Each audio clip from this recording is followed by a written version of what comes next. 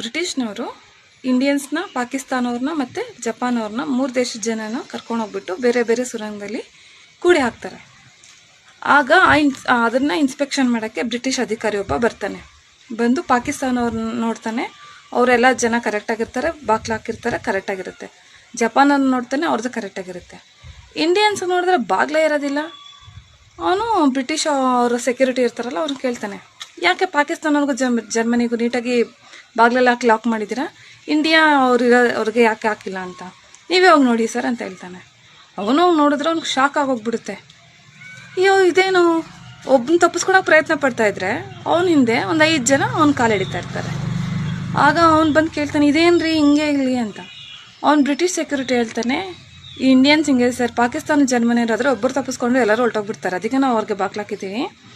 Indians ಆದರೆ ಅವರು ತಪ್ಪಿಸ್ಕೊಳಲ್ಲ, ಬೇರೆಯವ್ರಿಗೂ ತಪ್ಪಿಸ್ಕೊಳಕ್ಕೆ ಬಿಡಲ್ಲ, ಅದಕ್ಕೆ ನಾವು ಏನೋ ಅವ್ರಿಗೇನು ಬಾಕ್ಲೇನು ಹಾಕಿಲ್ಲ, ಅವ್ರು ಹೆಂಗೂ ತಪ್ಪಿಸ್ಕೊಳೋಂಗಲ್ಲ, ಅವ್ನು ಒಬ್ಬನ ತಪ್ಪಿಸ್ಕೊಂಡ್ರೆ 10 ಜನ ಅವ್ನ ಕಾಲು ಹಿಡಿತಾ ಇರ್ತಾರೆ, ಅವನಿಗೂ ತಪ್ಪಿಸ್ಕೊಳಕ್ಕೂ ಬಿಡಲ್ಲ ಅಂತ ಹೇಳ್ತಾರೆ.